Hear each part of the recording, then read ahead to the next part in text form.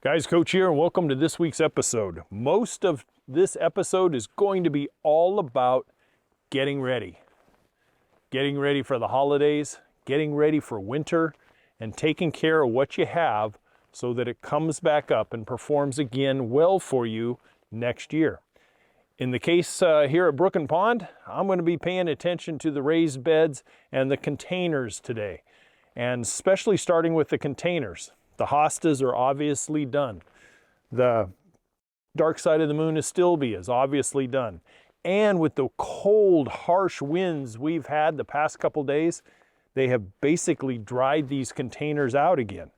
So what I'm going to do is I'm going to remove some of the vegetation. I'm going to mulch the tops of the smaller ones with the hostas and the astilbe, and I'm going to place them underneath our big cargo trailer with a layer of mulch. I'm going to give it a little bit of a drink, and I'm going to call it good for this year. Now, as far as the beds over here, what I'm going to be doing is I'm going to be doing kind of the same thing with a couple of exceptions.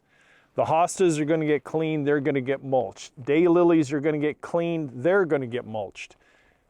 The lemon coral sedum, yeah, they don't go down to 0 degrees. And Maestro will show you some of the close-ups of that. They're rated for zone 7, which I believe goes down to 0 at the lower end of zone 7.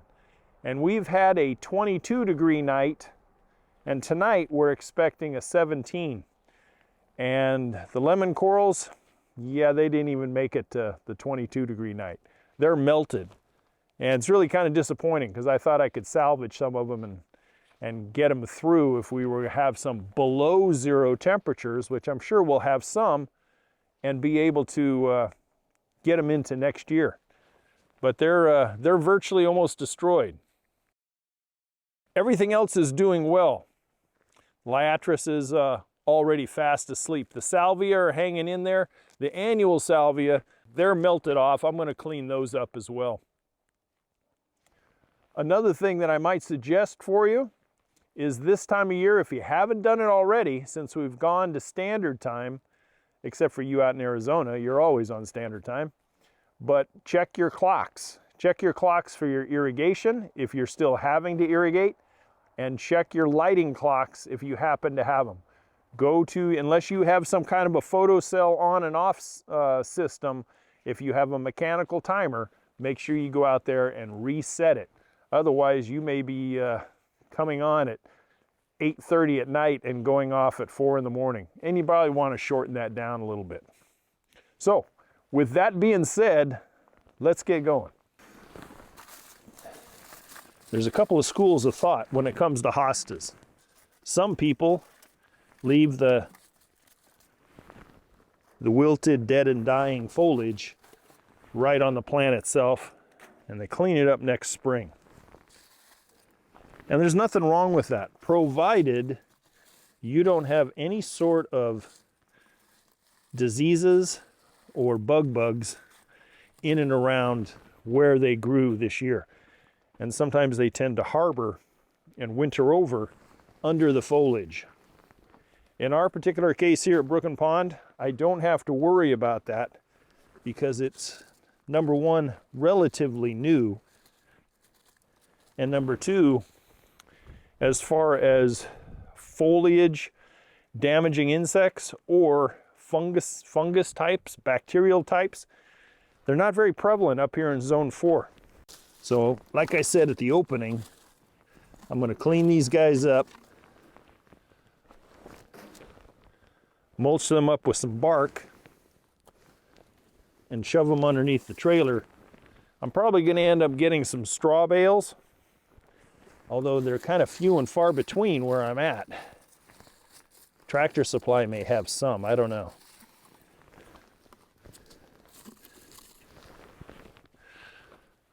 These hostas, the velvet moons and the dark side of the moon astilbe, were a great combination this summer.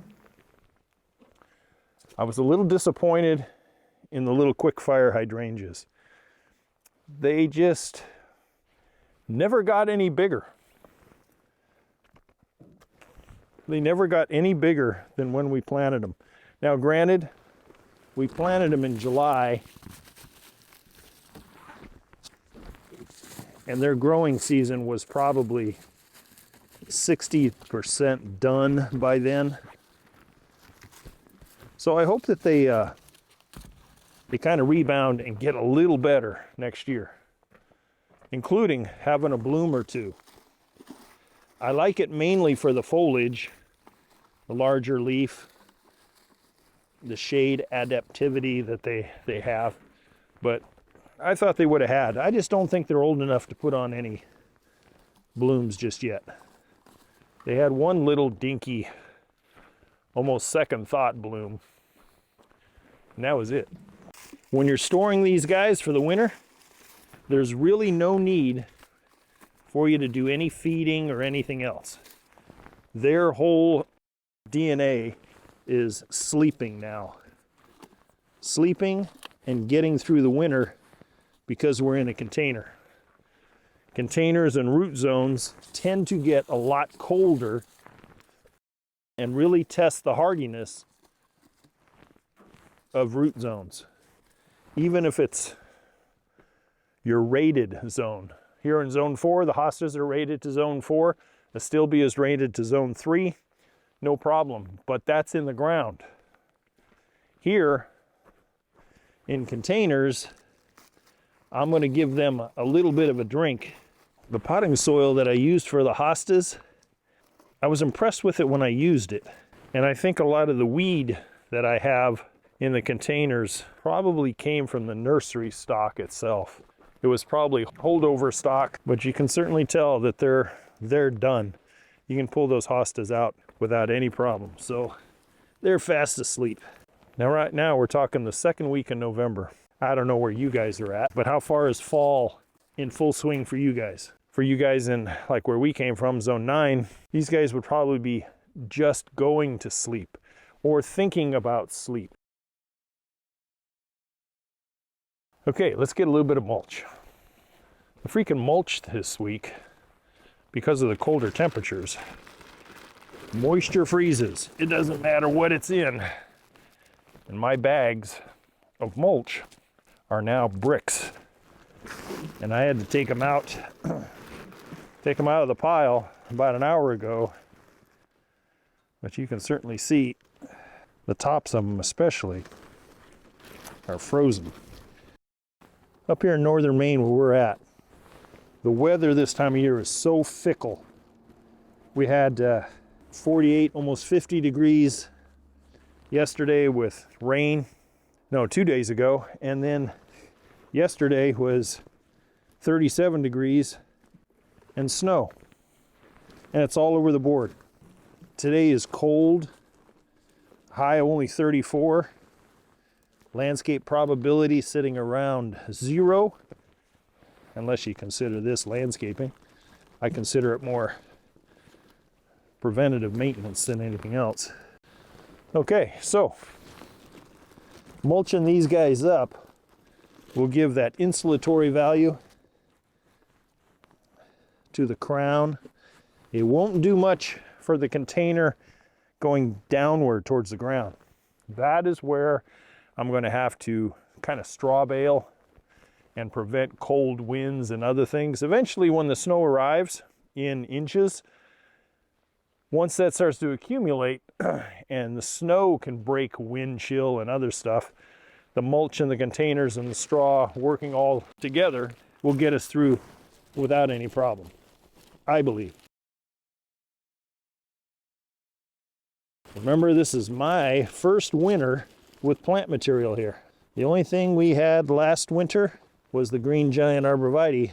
They were on the side of the garage and we transplanted to the hillside. And they did fine. They got through. The transplanting took a little bit out of them, but they bounced back nice throughout the summer. A lot of this mulch that I'm using on the hostas and the stilbea and stuff, I'll take off of here next spring after it thaws, and I'll just remulch the beds in places that I didn't mulch this fall. Now the containers versus in ground. In ground tends to have more insulation value because it doesn't have that cold beating on it on the side of a container. In addition, the snow that accumulates in our raised beds, that has a natural insulatory effect. So I got a question for you guys. What do you guys do with your hostas and your containerized planting material? If it's perennial type of stuff, whether it be trees, whether it be shrubbery and perennials like what I'm doing, but what do you guys do? Do you go, nah, or do you heel it in somewhere in a raised bed with straw, or what do you guys do? I'd be real curious. You should drop something below and let me know. The hydrangea is rated to zone 3, so I don't have any issue of wanting to insulate this one that much. But these are too big to fit underneath the trailer, so they're going to have to go and get straw baled insulation. And the reason I'm taking these all out of here is snow load that comes off of our steep roof. This area here last year with undulation and hillside and very poor landscaping that was here, it was so bad I couldn't even get a snowblower up in here. All right, let's get some of these guys over in the underneath the trailer as much as I can. And I'm thinking right now I'm going to work smarter, not harder. Just use the wheelbarrow. Well, I can feel the brittleness of that plastic pot already. I'm glad we're putting these away. Now next spring, and spring for us up here is May, I'll bring these out probably the end of April, something like that, and allow things to start thawing out. And who knows, we might totally change the layout of things next year. But for our first summer and just getting your head around the landscape, this back gravel patio area and everything went along with it worked really well for us.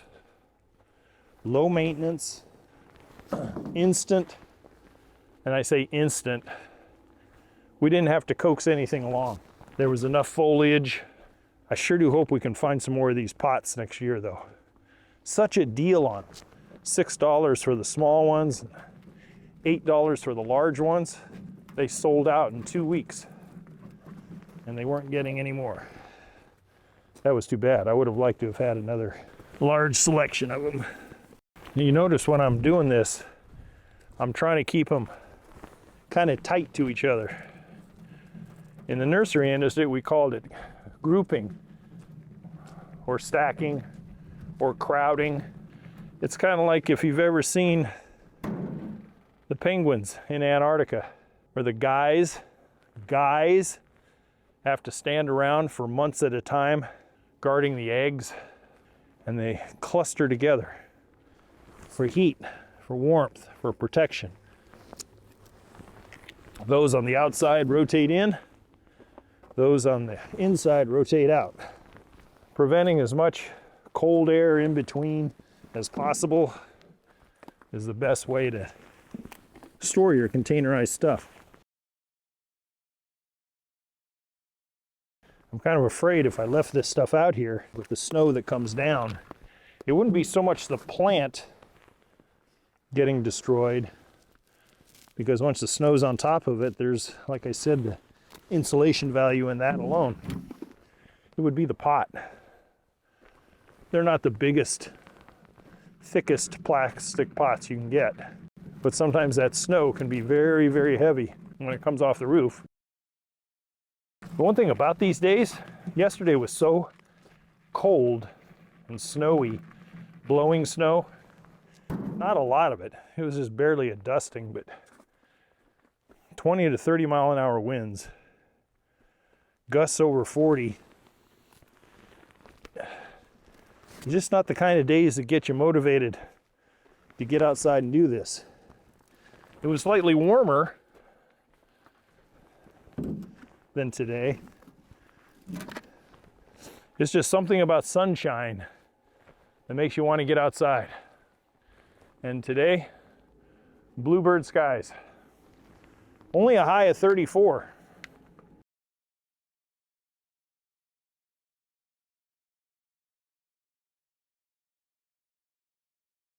Dormant plants that thrive in these climates, once they're fully asleep, they don't need light necessarily. They don't need, especially container plants, you start warming up the container with radiant sunlight. Say you have a false spring in February and you have 3 or 4 days of 45-degree weather, you can trigger that root zone to start working. Maybe start pushing up a bud or two of hosta too early. But if you keep them in the freezer, so to speak, dark, cold, and bring them out when they're naturally expected to emerge, much more natural for them. If they were in the ground, they get covered by snow, they may have a little reflective light, but they're not going to have any direct sunlight. And that's not going to trigger a growth pattern. When I take them out next spring, I'll give them a good feeding, just as I start to see a little bit of emergence. Probably a dry organic, not a liquid synthetic just yet. Liquid synthetics I think are better for full-grown growing times. I like the dry, more subtle organics when they're just coming out. It's kind of like getting up from your overnight sleep and you don't feel like having a steak and baked potato breakfast. Maybe you want to have a cup of coffee and a piece of toast. That's the best analogy I could give it. Now I seriously have to think about where I'm going to put the hydrangea. So the hydrangea, like I said, is too tall to get underneath the trailer. So I'm going to put it on the south side of the bedrooms here, south side, the gable side of the building.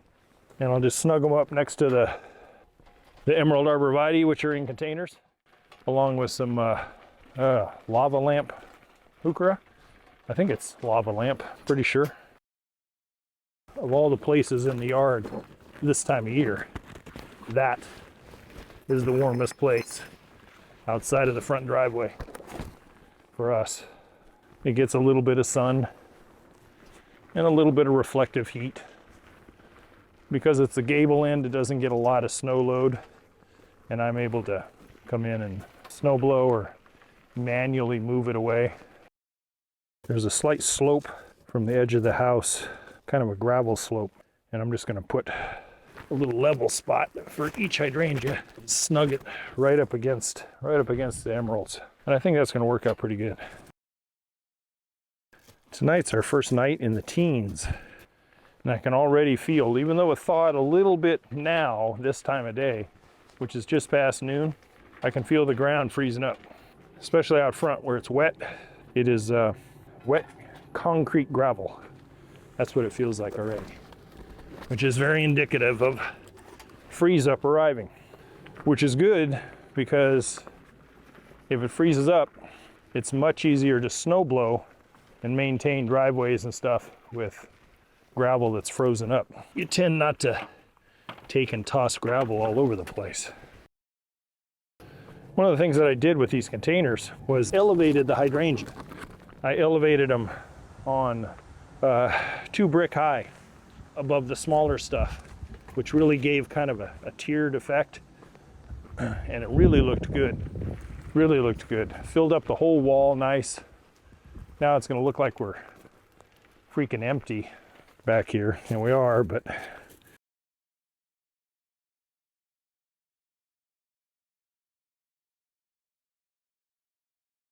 okay. Time for a little rake.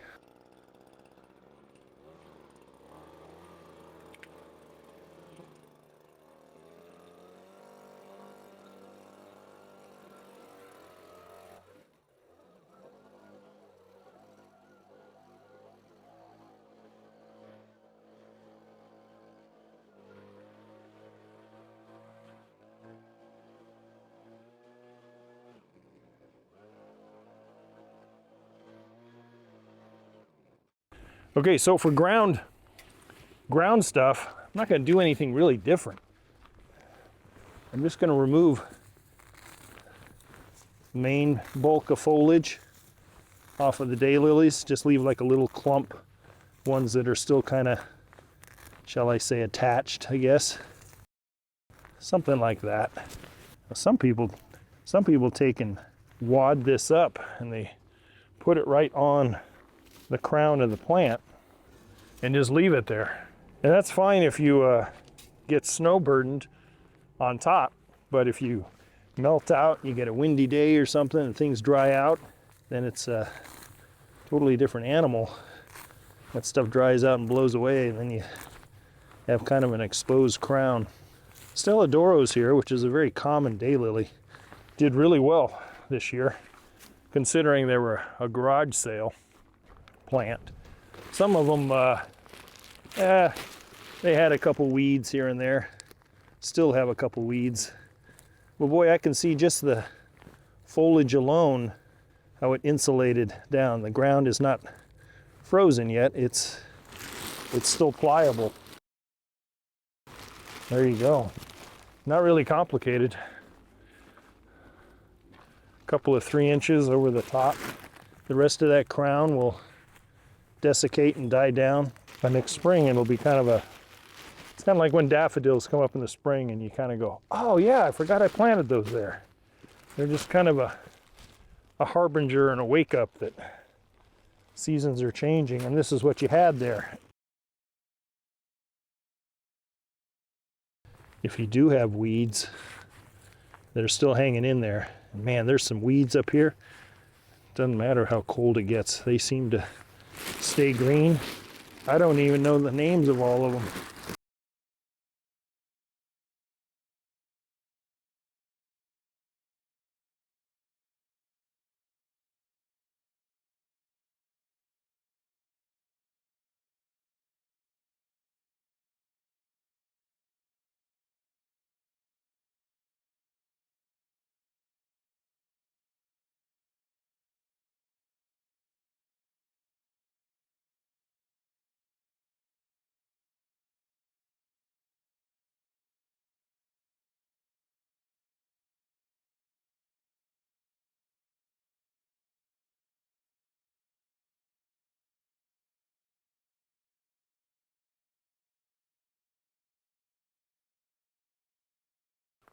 So, hostas, daylilies, the salvia that I have up here on the top of the hill, I'm going to give just a little bit more time to. They're so damn hardy, I might just leave them for the winter. The biggest question I have is how these lupins stayed so green and so lush all summer long. Normally lupin kind of dry out and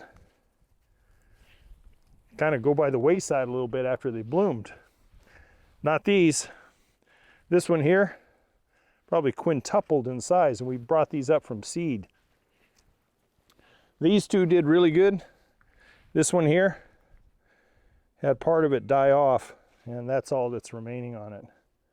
But I want to try to grow more of these next year. Anyway, that's what I have for you this week. Think about it. Containers need insulation. In the ground, could get by with just mulching over it with straw or bark or anything, compost, a thick compost layer. If you do have shrubs and trees that are right on the border of your growing zone, and what I mean is they're hardy to zone 7 and you're in zone 6, take an extra precaution or two, maybe get some frost blanket or some burlap, and then mulch around the root zone and the bottom of the burlap or frost blanket. Give it that extra protection and it'll probably ensure success the following year. If you guys have any questions, drop them in below. If you want to email me with a question directly, youryardcoach@gmail.com. Don't forget the website, guys. I'll catch you next week. I hope your fall is just going right along. Don't forget some of the fall chores. I'll catch you next week. Bye for now.